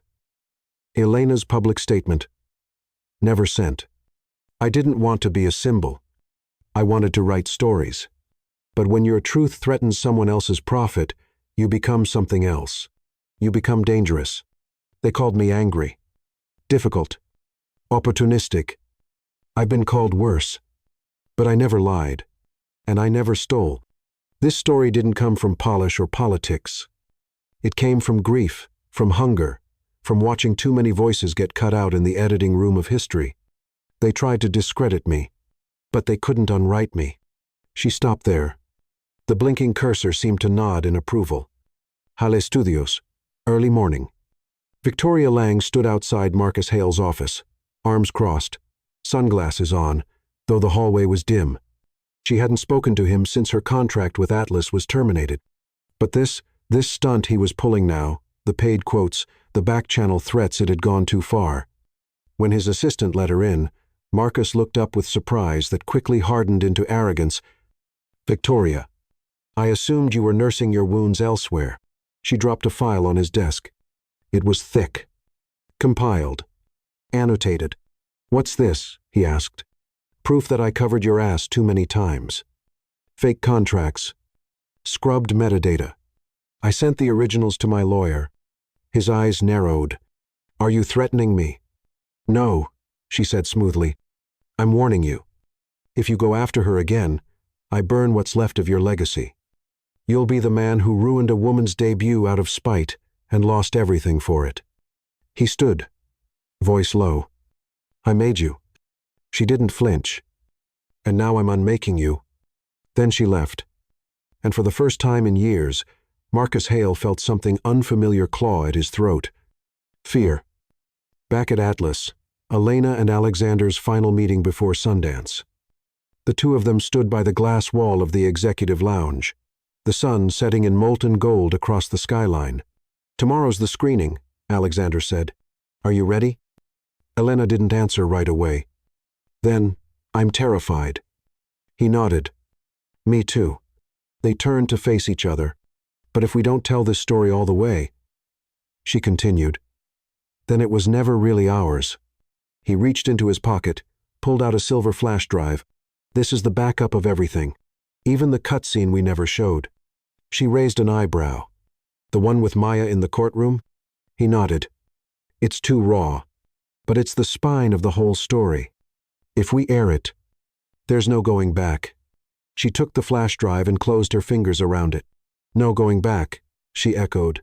Then she leaned into him, rested her forehead against his. "One more day," he whispered. She smiled. "One more truth." Chapter 8. Curtains Up. Sundance Film Festival, Premiere Day. Eccles Theater, Park City, Utah. Snow fell like stage cues, soft, deliberate, unreal. Park City shimmered beneath a fresh coat of white, and the world felt hushed. Elena Ramirez stood backstage at the Eccles Theater, heart pounding in rhythm with the muffled hum of the crowd beyond the curtain. Her palms were damp, her lips slightly parted. Her story, her soul, was minutes from being screened before a packed house of critics, peers, and enemies cloaked in designer scarves. She wasn't dressed like a star. No red satin. No diamonds. Just a black wool dress and boots made for standing her ground. Alexander stood beside her, tie undone, his eyes steady but shadowed with memory. He looked at her, not the crowd, not the cameras. Just her. "You okay?" he asked. "No," she whispered. "But I'm ready." He reached for her hand, their fingers lacing like ink on a page. Then the lights dimmed, and the world shifted. Inside the theater, 7:04 p.m. The screen flickered to life. It opened not with music, but with silence. A woman's silhouette on a soundstage. Lights rising. Voice trembling. They told me not to write it down. They said it was too angry, too messy, too much. But silence is what made the monsters comfortable. Elena didn't breathe for the first 5 minutes. In the third row, a studio head from Paramount gripped his knees. In the back, a young intern wept softly. Whispers rippled like undertows between sequences. The courtroom scene Maya testifying after her sister's death was cut like a wound across the reel. No music. Just breath. Just shaking hands. Just truth. Elena glanced sideways. Alexander didn't blink. His jaw was tight. When Maya spoke the line, "I don't want justice. I want it on record," there was no applause. Only stillness. The kind that follows lightning before it hits. Backstage, just before the final scene, Elena's knees buckled. Not from weakness, but from weight. Watching it, seeing the version of herself immortalized in light and shadow, was like seeing a scar reopen, framed in gold. But she stayed upright. She had to. Alexander touched her elbow, anchoring her. After the credits, he whispered, "We go up. We say everything." She nodded once. The final scene unfolded. Not a triumphant roar, but a quiet confrontation. The protagonist, alone on a soundstage, her voice recorded by no one, speaking into a void. I wrote it down because I didn't know how to live with it anymore. Then, fade to black. No music. Just breath. Just silence. Then came the applause. Not a burst, but a slow, building wave, reluctant at first, then rising, breaking into a full standing ovation that washed over the room like absolution. On stage, Q&A. The stage lights were hot. Elena's hands trembled as she adjusted the microphone. "Thank you for showing up," she began, "not just to this film, but to the voices like it, that never got heard." A woman from IndieWire stood to ask the first question. "Elena, there's been talk of sabotage, suppression, even theft, but you've stayed quiet until now. Do you have anything you'd like to clarify?" Elena glanced at Alexander. He nodded. She reached into her coat pocket and pulled out a small flash drive. "This," she said, holding it up, "is the final version of Paper Gods, with the cutscenes, with the emails, with the proof. We held it back because we thought truth would be enough." She inhaled. "But truth, in this town, needs evidence." She turned toward the tech booth. "Would you cue segment 17? The technician hesitated, then nodded.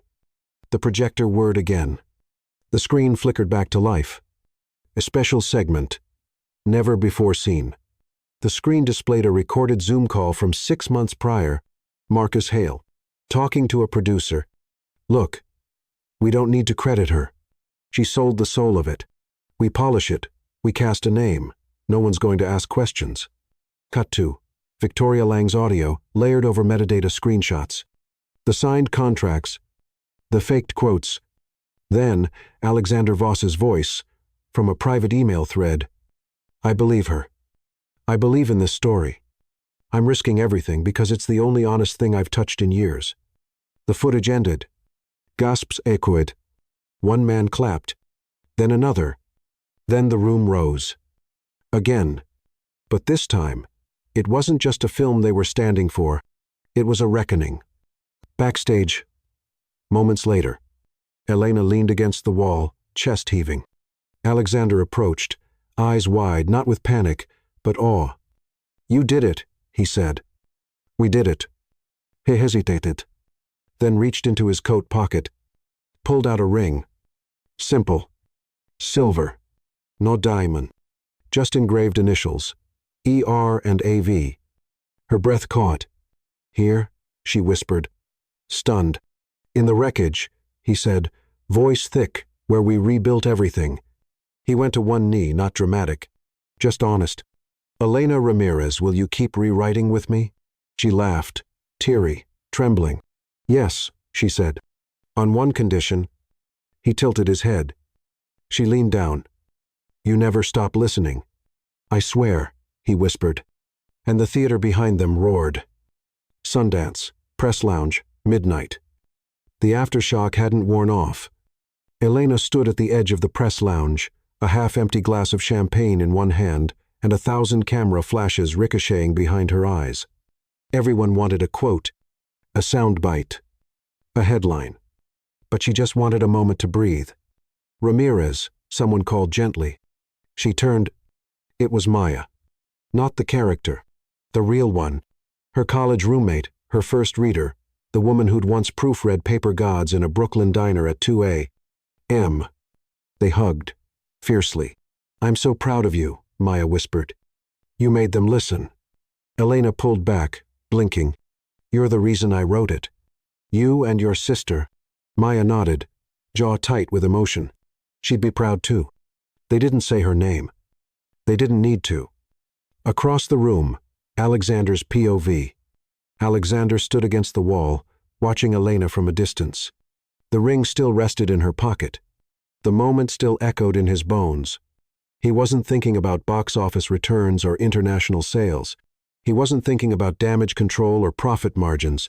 He was thinking about the way she had owned the stage. Not with polish, but with presence. Victoria Lang would have hated it. And Marcus Hale? He was already irrelevant. The industry had spoken. Paper Gods wasn't just a film, it was a movement. A mirror. And no amount of PR could unmake it. Outside, in the snow. They slipped out through the back door sometime after 1 a.m, escaping the journalists and champagne. The street was quiet. Their breath clouded in front of them. "Do you think it'll last?" Elena asked. "The applause?" "No," she said. "The truth." He looked at her. Snow settling in her hair like confetti from a quieter universe. "It will," he said, "because you didn't chase it. You became it." She smiled softly, hand sliding into his. They walked in silence, past shuttered storefronts and sleeping houses. Every step felt like rewriting a chapter the world had tried to end too early. Elsewhere, Marcus Hale's final play. Marcus sat alone in a Park City rental, television casting soft light across a room of unopened liquor bottles and untouched catering. He watched the standing ovation again, watched himself be unmade on a 30-foot screen. He'd hired lawyers, issued threats, but none of it mattered. The court of public opinion had already ruled. He picked up his phone and opened Twitter. Marcus Hale Pro. Not every narrative is accurate, but every fall is educational. Congrats to the Paper Gods team. I'll take the L. The tweet was liked 9,000 times in 10 minutes. Most replies were gifs of falling dominoes. He turned off his phone and sat in the dark. Back at the hotel, Elena's room. She stood at the mirror, unzipping the dress that had survived a war zone of emotions. Alexander sat on the bed, watching her quietly, his shirt unbuttoned, his face unreadable. "You're not saying much," she said. "I'm trying to remember every second." She turned to face him, and after this, he stood, closing the distance. "We build something better," he said. "A studio. A slate.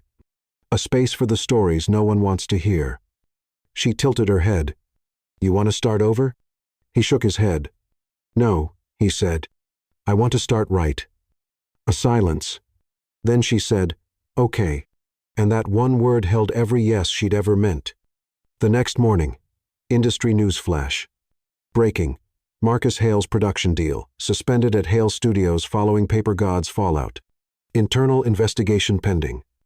Also breaking, Ramirez and Voss to launch Northlight Pictures, an independent studio devoted to untold voices.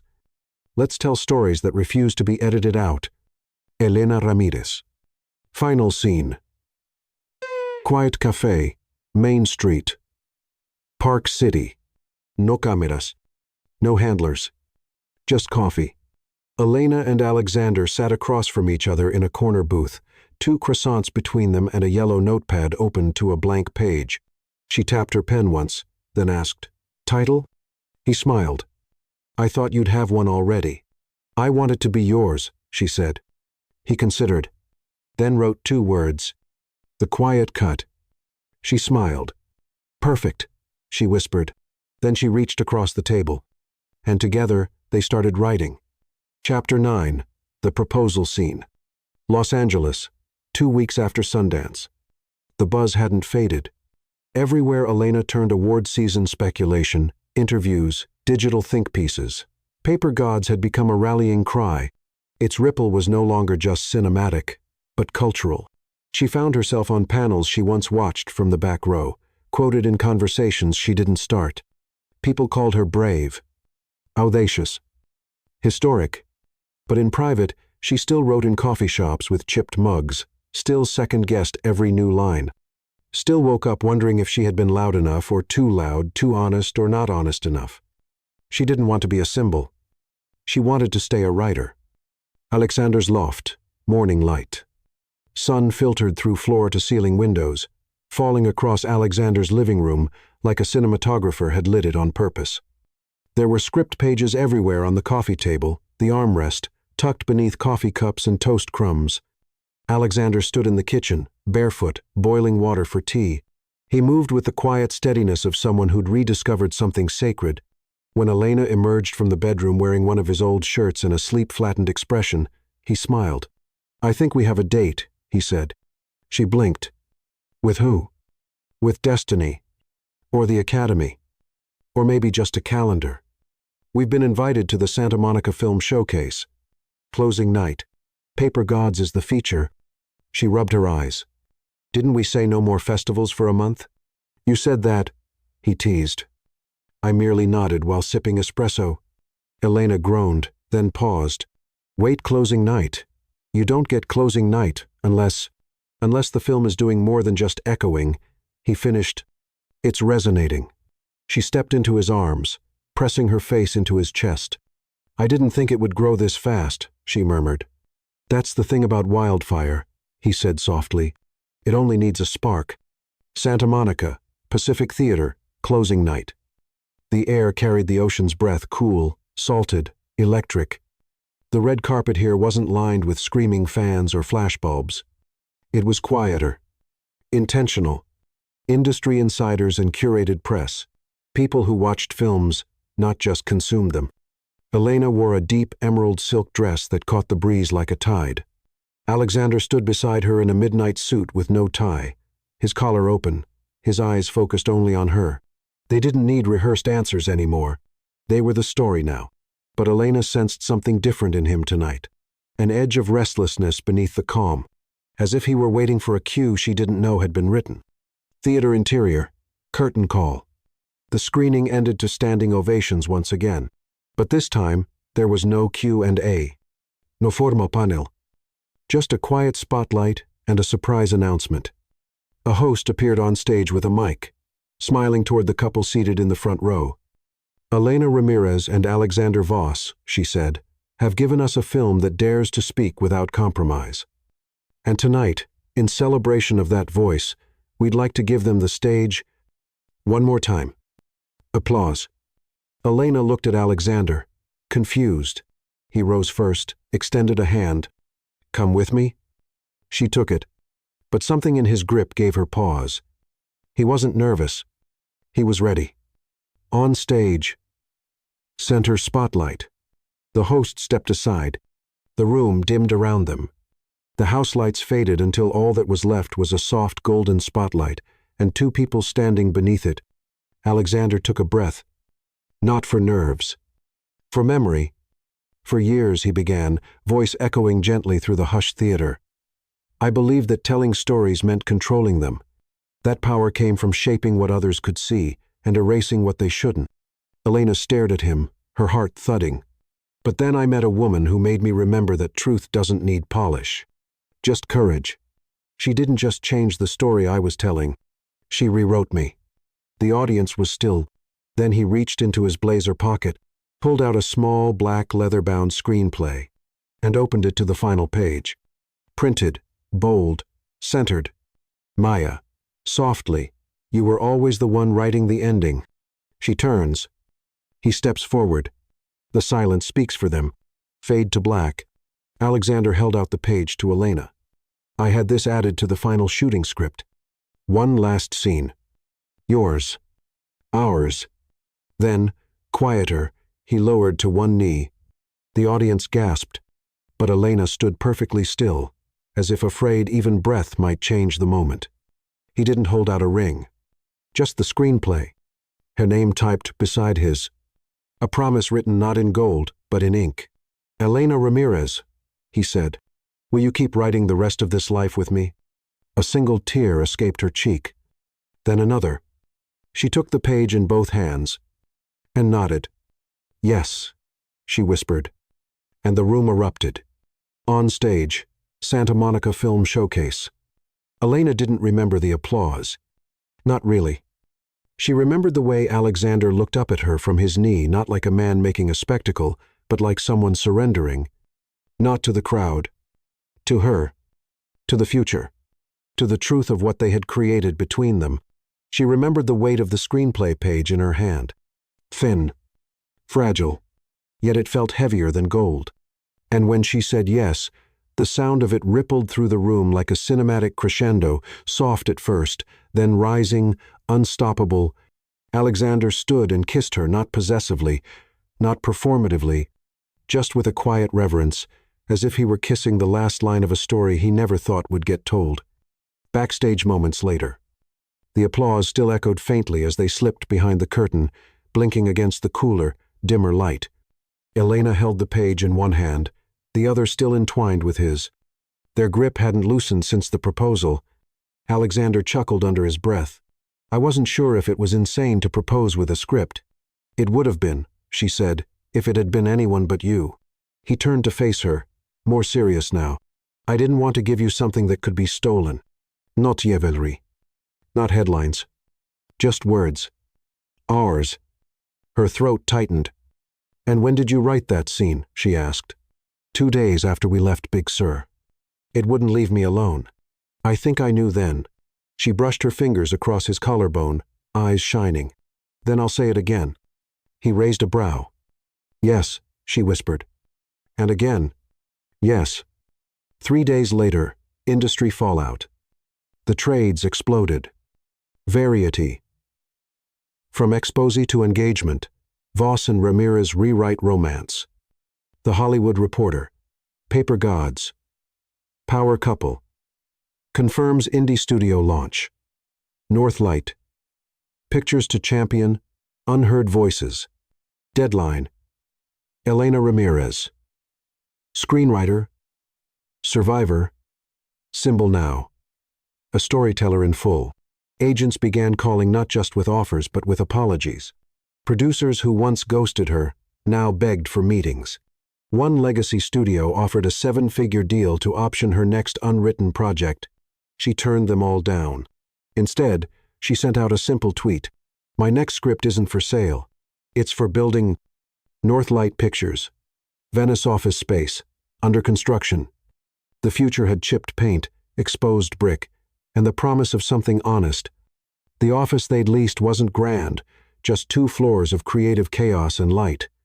They spent the afternoon choosing paint swatches, arguing over office chairs, and pinning their first slate of films on the cork wall by hand. Elena stood in the middle of it, breathing in the dust, the smell of possibility. Alexander appeared beside her, holding 2 coffees.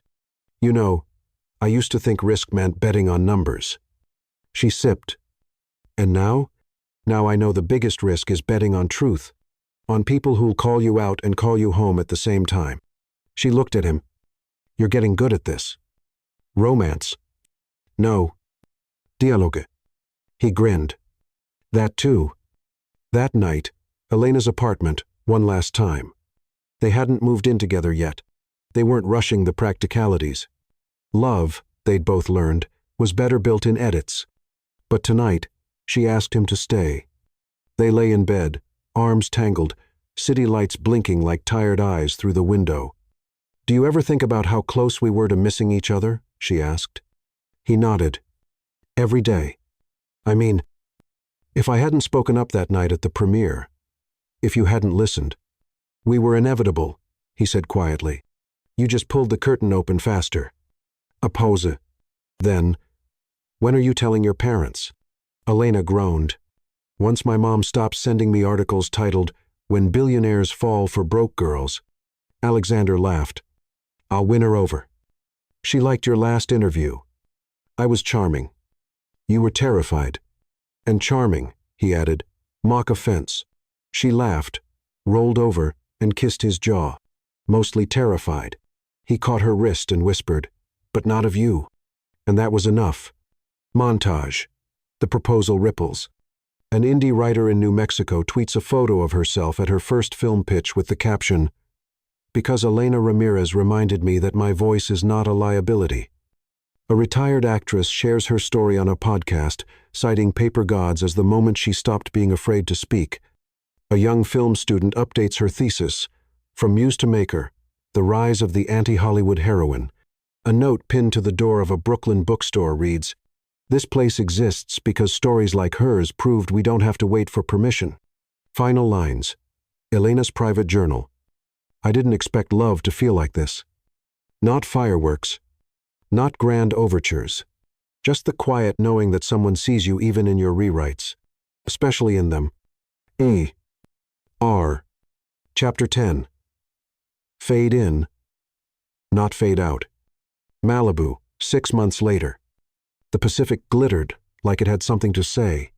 Waves stretched endlessly across the horizon, rolling in soft and rhythmic, as if reciting poetry from memory.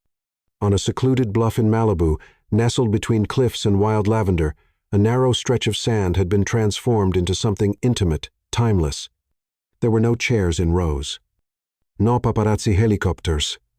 Just driftwood benches, white linen cushions, and a few dozen people who knew Elena and Alexander beyond headlines and studio boardrooms. The wedding was not announced. There was no press release. It simply happened like the best stories do. The ceremony. Midday sun, whispering vows.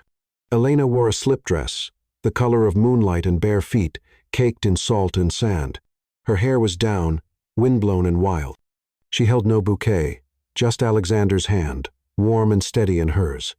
He wore an open shirt and linen pants, sleeves rolled, heart visible. The officiant was Maya. It couldn't have been anyone else. "Stories," she began, voice carrying softly over the surf, "aren't just what we write. They're what we survive. What we choose to rewrite when we finally feel safe." Elena glanced at Alexander, her anchor, her co-author, her co-conspirator. "In a world that edits people down to palatable pieces," Maya continued, "you both chose to be unedited with each other. That's rare. That's sacred. No script. No stage direction. Just truth." Alexander went first. "Elena, when I met you, I didn't realize how loud silence had become in my life. You cracked something open. Not because you were trying to fix me, but because you refused to let yourself be small. You reminded me what it meant to believe in a story before it was popular, before it was safe. And I promise wherever this goes, I will always be your partner in creating the next page." Elena blinked back tears. "I never wanted to be rescued," she said. "Not by you. Not by anyone. But you never offered me rescue. You offered me revision. And that's how I knew this was real. Because you didn't rewrite me. You read me. Every page. Every painful margin. And still wanted the rest." They exchanged rings. Simple. No diamonds. No brand sponsorships. Just initials engraved on the inside of slim bands. A.V. M's. Sheen continues. Reception. Sunset. Barefoot dancing. There was no first dance. Just music drifting from a small speaker tucked into the rocks, and people laughing in soft linen and open-toed shoes. Elena watched her mother hug Alexander, fiercely. Her father cried silently, as fathers often do when they don't know how to say, "I'm proud." Maya held court with a group of young screenwriters from Northlight's first fellowship program, bright, ambitious, and unafraid. Alexander leaned in and whispered, "I kept something from you." Her eyes narrowed. "Please don't tell me you invited your old rival producer." He grinned. "Worse." He pulled a folded page from his pocket. Old. Creased. Ink faded slightly from time and salt air. It was the very first note he'd ever made on her original script. He handed it to her. She read it slowly. "This writer is not safe. She is necessary. Buy it. Before someone braver does."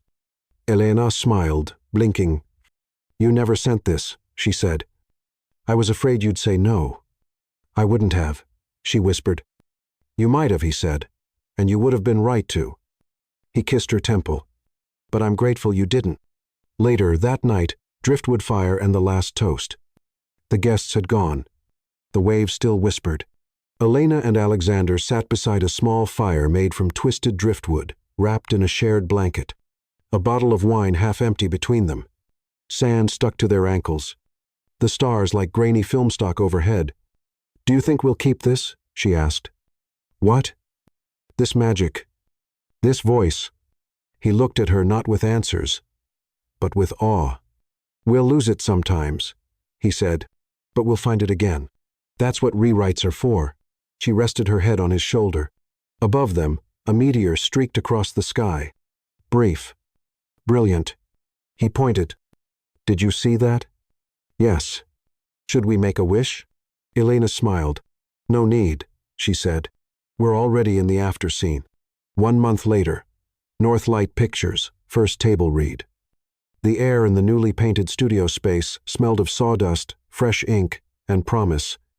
A long table sat in the center of the room, surrounded by folding chairs and paper cups of coffee.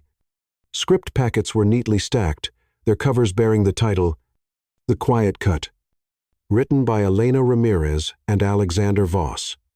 A small circle of actors, newcomers, indie darlings, a few bold unknowns sat leafing through the first pages. They didn't know it yet, but they were part of something rare. A story not brokered by power, but born of it after it had been broken and rebuilt. Alexander stood to one side, clipboard in hand, glasses sliding down his nose, every inch the producer but none of the old armor. He glanced over at Elena, who leaned casually against the wall, arms folded, hair tied back, a pen tucked behind her ear. Their eyes met. A nod passed between them. Quiet. Certain. The reading began.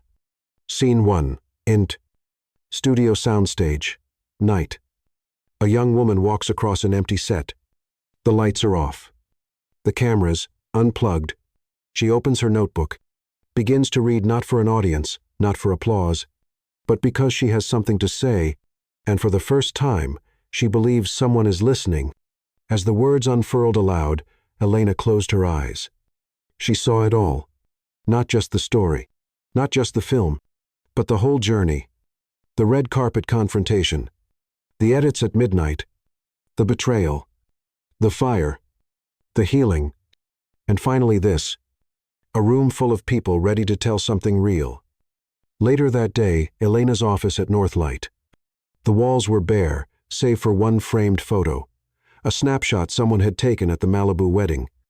Elena and Alexander standing barefoot, laughing mid-vow, the ocean behind them like a blessing.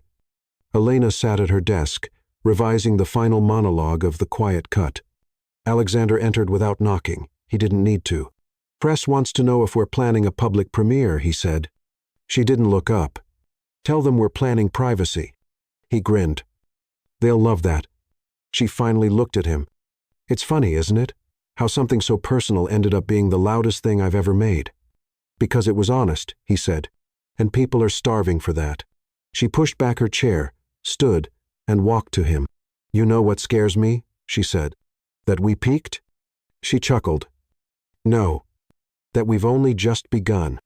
He kissed her forehead. Then let's get to work. Final montage. Cross-cutting moments. Elena signing the first Northlight development deal with a 22-year-old black transgender screenwriter whose story had been rejected 5 times. She simply said, "We trust your voice." Alexander sitting quietly in a classroom at USC, guest lecturing on independent artistic courage. One of the students nervously asks if Paper Gods was worth the backlash. He replies, "It was worth the clarity." Maya holding her first published collection of essays. The dedication page reads, "For my sister, and for the friend who wrote her back into the world." Elena and Alexander attending a small film festival in Oregon. No press, no headlines, just storytelling, string lights, and the smell of pine trees. They hold hands. No one notices. It's perfect. 1 year later. Interior. Writer's room, night. Elena sits alone with a fresh notebook. She opens to a blank page. She writes, slowly, deliberately. Fade in. A woman walks into a room filled with stories. She's not here to impress. She's here to begin. She puts the pen down. Closes the book. Smiles.